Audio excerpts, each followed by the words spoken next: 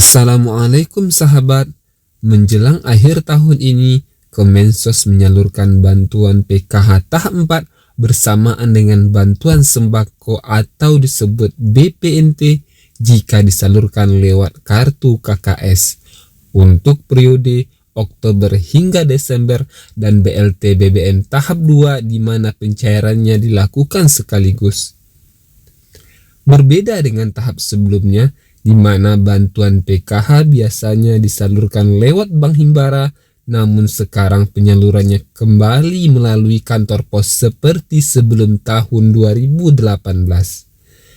Penyalurannya mulai launching tanggal 19 dan 20 November 2022 yang lalu, dan beberapa daerah sudah ada mulai penyaluran.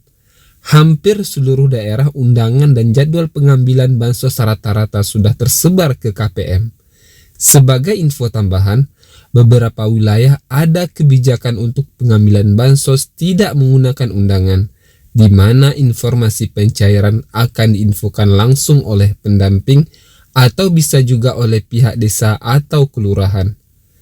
Sahabat YouTube, selain bansos PKH, BPNT atau sembako, dan BLT BBM yang akan disalurkan di akhir tahun ini, ada bansos lain yang akan menyusul pencairannya pada bulan Desember 2022. Bansos apa itu? Simak terus ulasannya di video ini hingga akhir ya sahabat.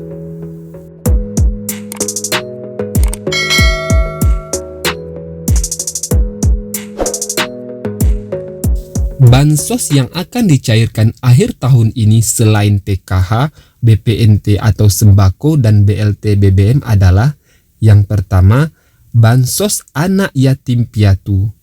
Untuk bansos anak yatim piatu tidak bisa diberikan melalui program Keluarga Harapan, karena jika seorang anak telah yatim piatu, maka pengurusnya tidak ada, sehingga untuk administrasi kependudukan ia menumpang kartu keluarga pada keluarga besarnya. Sementara itu untuk program PKH yang dapat terhitung sebagai komponen adalah keluarga inti. Penerima bansos yatim piatu ini usianya masih kecil, sehingga ia belum bisa menjadi kepala keluarga bagi saudara-saudaranya, sehingga Kemensos perlu mengeluarkan bansos khusus anak yatim piatu yang disingkat Bansos YAPI. Besaran bansos anak yatim piatu ini adalah sejumlah Rp200.000 per bulan selama 1 tahun, yang rencananya akan menargetkan 946.863 penerima. Yang kedua, bantuan sosial yang akan cair dalam waktu dekat ini selain bantuan sosial YAPI adalah bantuan sosial bagi lansia tunggal. Seperti yang kita ulas sebelumnya, bahwa bagi masyarakat yang layak bantu seperti lansia yang tidak memiliki anggota keluarga lainnya lagi, yang mana dalam satu kartu keluarga hanya dia sendiri atau disebut dengan lansia tunggal, di mana hal seperti ini tidak dapat dimasukkan dalam program PKH, karena bansos PKH adalah bagi KPM yang memiliki keluarga. Apabila terdapat lansia tunggal, maka tidak dapat dimasukkan dalam program PKH. Namun untuk BPNT atau sembako lansia tunggal seperti ini masih bisa dimasukkan dalam program penerima. Oleh karena itu, Kemensos merasa perlu mengeluarkan bantuan khusus bagi lansia yang berumur lebih 80 tahun. Besaran nilai bansos bagi lansia tunggal seperti ini yaitu sebesar Rp21.000 selama 365 hari, dan diberikan dalam makanan siap saji agar kebutuhan gizi mereka dapat terpenuhi agar dapat hidup lebih layak.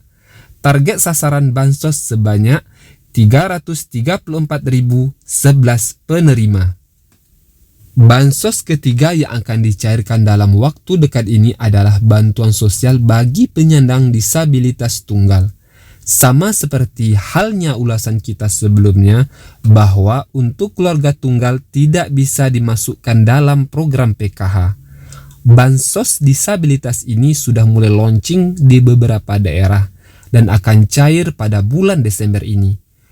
Program bansos diberikan bagi penyandang disabilitas tunggal sebesar Rp21.000 per hari selama 365 hari dengan target sasaran 98.934 penerima yang diberikan dalam bentuk makanan. Diberikan dalam bentuk makanan siap saji agar KPM disabilitas ini dapat memenuhi kebutuhan gizinya agar memperoleh kehidupan yang layak. Program bansos permakanan untuk lansia dan penyandang disabilitas tunggal juga mendorong kepedulian terhadap sesama karena pengelolaannya secara bergotong royong oleh masyarakat di lingkungan sekitar penerima manfaat dengan menggunakan anggaran dari APBN dari pemerintah. Demikianlah sahabat informasi mengenai 3 jenis bansos yang akan cair di akhir tahun ini selain PKH, BPNT, dan BLT BBM, yaitu bansos yatim piatu dan bantuan permakanan bagi lansia dan penyandang disabilitas tunggal. Semoga bermanfaat. Mohon bantuan sahabat untuk subscribe channel ini agar terus berkembang. Terima kasih bagi sahabat yang sudah subscribe dan menonton hingga akhir. Sampai jumpa. Wassalamualaikum.